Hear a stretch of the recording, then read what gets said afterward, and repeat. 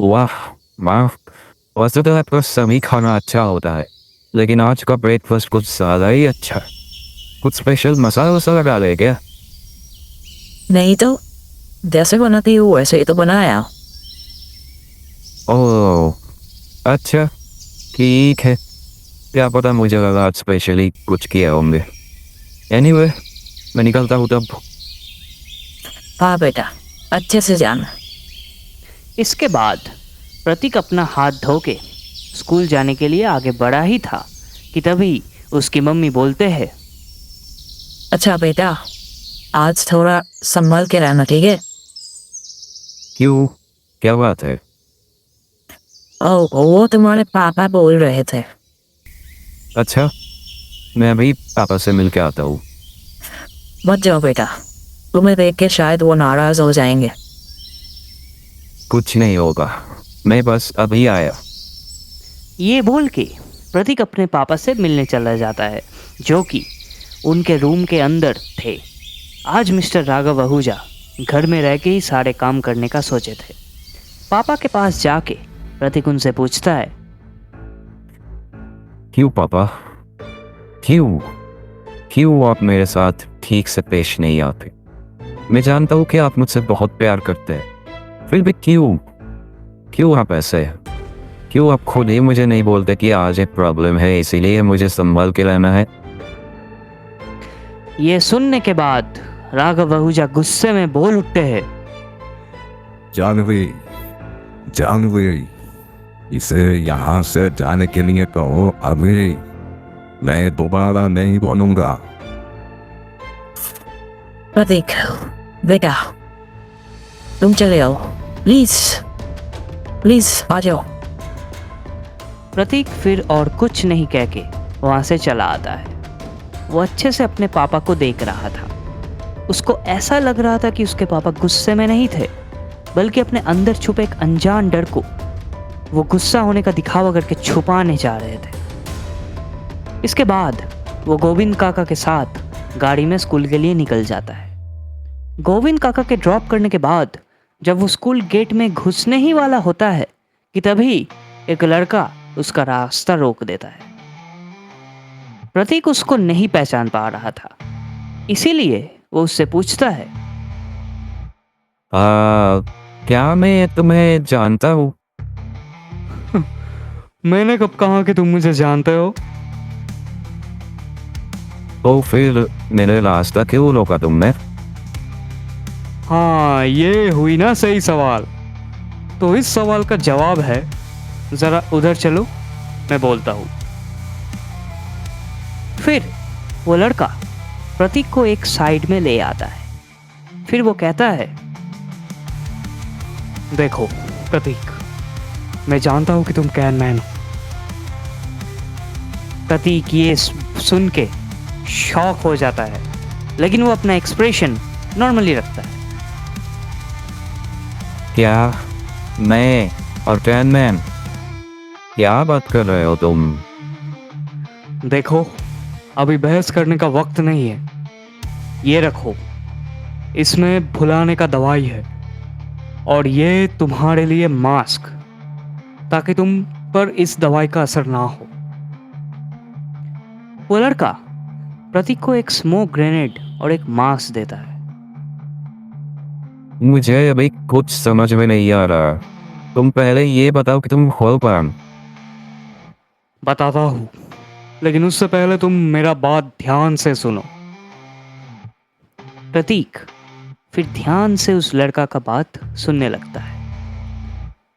आज तुम किडनैप होने वाले हो।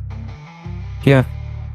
हाँ, लेकिन तुम्हें किडनैप करने वाला नॉर्मल आदमी ही होंगे। उनके पास कोई सुपर पावर नहीं होगा। वो तुम्हें सिर्फ एक नॉर्मल लड़का समझ के ही किडनैप करेंगे। लेकिन कोई मुझे किडनैप करने क्यों जाएगा? वो तो मुझे नहीं मालूम, लेकिन मैं ये बात सुना हूँ, और ये दो चीज़ मैं तुम्हें इसीलिए दिया हूँ कि कैन मैन बन के उनके चंगुल से तुम बच तो जाओगे, लेकिन जो लोग भी तुम्हारा राज को जानेगा, उनके ऊपर तुम इस चीज़ का इस्तेमाल कर सकते हो, ताकि वो लोग भूल जाए कि तुम ही कैन मैन हो। समझे? प्रतीक अपना सिर हाँ में हिलाते हुए कहता है, ठीक है, समझ गया मैं। मेरा हेल्प करने के लिए बहुत बहुत शुक्रिया। अब तुम ये बताओगे कि तुम कौन हो? मैं तुम्हारा होने वाला साला हूं। क्या?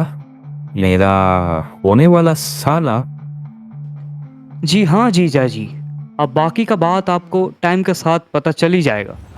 तो अभी के लिए बाय, अपना ध्यान रखना, जल्दी मिलते हैं। ये कह के वो लड़का कहीं गायब हो जाता है। अरे रुको तो। प्रतीक वो लड़का को और ढूंढ नहीं पाता। टिफिन टाइम में वो नेहा से कहता है, नेहा, मुझे तुमसे कुछ जरूरी बात पूछना है। ये सुन के नेहा थोड़ा कंफ्यूज हो गई थी। आज छुट्टी के टाइम में एक बार सामने वाले पार्क में चलना मेरे साथ।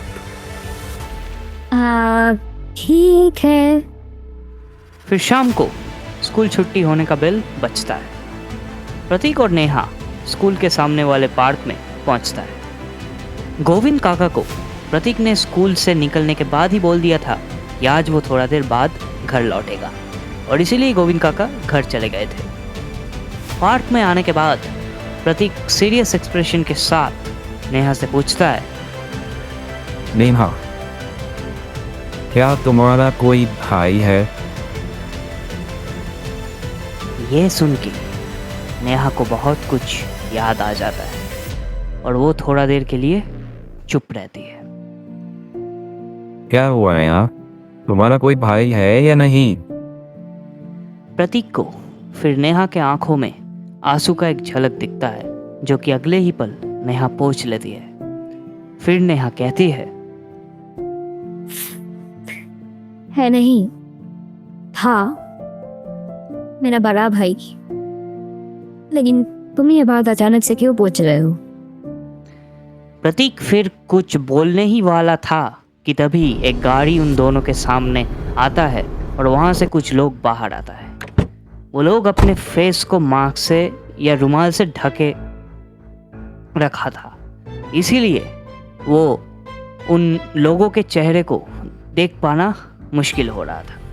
वो लोग बिल्कुल देरी ना करके प्रतीक के मुंह में एक रुमाल जोर से पकड़ता है, जिसको सूंघ के वो तुरंत ही बेहोश हो जाता है, क्योंकि उस रुमाल में बेहोशी का दवाई था।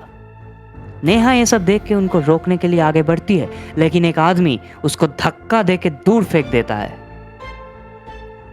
फिर वो लोग प्रतीक को लेके गाड़ी में उठ के वहां से भाग जाता है। 3 आदमी वहां रह गया था। उनमें से एक आदमी पूछता है, इस लड़की का क्या करे? इसे भी उठा लेते हैं। फिर एक लड़का अचानक से वहां आ जाता है और कहता है, इसे कुछ मत करना, ये सिर्फ मैं ही है। वो आदमियों में से एक उस लड़का को पहचान लेता है और कहता है, अरे अभय, तुम यहाँ? हाँ, मैं बहुत दिन से इसको पाने का इच्छा था मेरा। आज मैं इस मौके को हाथ से जाने नहीं दूंगा। नेहा बेबी, तुम्हें लगी तो नहीं? अबे तुम इन लोगों के साथ मिले हुए हो? नहीं, मैं सिर्फ इन लोगों को जानता हूँ और कभी कभी इनका थोड़ा बहुत मदद कर देता हूँ। जैसे कि आज उस अमीर बाप के औलाद को उठाने में मैंने ही तो इन लोगों का हेल्प किया है। एक्चुअली मैंने सुन लिया था कि वो डफर तुम्हें यहाँ लाने वाला है। अच्छा हुआ उसके साथ, मुझे धमकी दिया था ना। अब भुगतने दो, लेकिन तुम चिंता मत करो डार्लिंग, तुम्हें मैं कुछ नहीं होने दूंगा। तुम मेरे साथ चलो। बिल्कुल नहीं। नेहा, ये मेरा रिक्वेस्ट नहीं है, ऑर्डर है। चुपचाप मेरे साथ चलो। अभय का अचानक से एक्सप्रेशन चेंज होने की वजह से नेहा डर गई थी। लगता है तुम ऐसे नहीं मानोगी। फिर अभय वैसा ही एक दवाई वाला रुमाल निकालता है जैसा प्रतीक को सूंघा गया था। फिर नेहा के साथ भी वो वैसा ही करता है जैसे प्रतीक के साथ किया गया था। इसके बाद नेहा भी प्रतीक के ही तरह बेहोश हो जाती है और अभय और वो बाकी 3 लोग उसे एक गाड़ी में उठा के उस जगह से निकल जाता है। इस तरफ प्रतीक जब होश में आता है तब वो नोटिस करता है कि एक चेयर के साथ उसको बंधा गया था। उसका दोनों हाथ और पैर रस्सी के साथ बंधा हुआ था। उसका चेहरा एक चीज से ढका हुआ था जिसके वजह से वो कुछ देख नहीं पा रहा था। फिर प्रतीक जोर से चिल्लाता है, कोई है, मुझे याद क्यों लाए हो? क्या चाहते हो मुझसे? उसे कोई जवाब नहीं मिल रहा था, लेकिन एक आदमी आके उसके चेहरे से थोड़ा देर बाद वो चीज निकाल लेता है। फिर वो देखता है कि गन लिए करीब 15 आदमी उसके आसपास इधर उधर खड़ा है और उसके सामने एक अधेड़ उम्र का आदमी खड़ा था जो अपने हाथ में एक अजीब सा मशीन जैसा चीज पहना है। उस आदमी ने उसके चेहरे से वो चीज हटाया था। वो कहता है, देखा, मैं मोहित जोशी, तुम्हारे पापा का दोस्त, या फिर तुम कह सकते हो दोस्त था। मुझे तुम्हें चोट पहुंचाने का कोई इच्छा नहीं है बेटा। तुम बस मेरा एक काम कर दो, मैं तुम्हें अभी छोड़ दूंगा। क्या काम करना है आपका? मोहित जोशी थोड़ा सरप्राइज्ड हो जाता है ये देख के कि प्रतीक के चेहरे पे डर का नाम और निशान तक नहीं है, लेकिन वो अपना ये एक्सप्रेशन प्रतीक से छुपा के रखता है और कहता है, बड़े बहादुर हो बेटा। अच्छा, यह बहुत अच्छा हुआ तुम एक बार में मान गए। तो सुनो, मैं अभी तुम्हारे पापा को कॉल करूंगा और तुम उन्हें बताओगे कि उनको मेरे साथ एक डील साइन करना है। यहाँ अकेला आके, साथ में वो किसी को नहीं लाएगा। वो डील मेरे लिए बहुत ही इंपॉर्टेंट है बेटा। एक बार वो साइन कर दी तो मैं तुम्हें और तुम्हारे पापा को दोनों को एक साथ जाने दूंगा। बोलो, मंजूर है ना? और अगर ना मंजूर हो तो आप मुझे और मेरे फैमिली सबको खत्म कर देंगे, है ना? ये देखो, लड़का बहादुर के साथ साथ समझदार भी है। कॉल कीजिए मेरे पापा को। वाह बेटा, ये हुई ना बात। और जगह फोन ना रहे। फिर मोहित जोशी का एक आदमी उनसे कहता है, बॉस सब ठीक है, लेकिन वो कैन मैन अगर यहाँ आ गया तो? What a gun. अगर यहाँ आ भी जाएगा ना तो इधर घुस नहीं पाएगा। ये मेरे हाथ में बैजेट देख रहा है ना, इसके मदद से मैंने इस बिल्डिंग के आसपास एक इनविजिबल बॉर्डर बना दिया है। मेरे परमिशन के बिना कोई उस बॉर्डर को क्रॉस करके ना तो अंदर आ सकता है और ना ही बाहर जा सकता है। प्रतीक को अब तक पूरा चीज समझ आ गया था कि क्यों उसे किडनैप किया गया है, लेकिन मोहित जोशी को यह नहीं पता था कि जिस कैन मैन का इस जगह में ना घुसने के बारे में वो इतना कॉन्फिडेंट है, उसी कैन मैन को वो लोग किडनैप करके यहाँ लाए हैं। उसको ये बात का रद्दी भर भी अंदाजा नहीं था कि आगे उसके और उसके आदमियों के साथ क्या होने वाला है।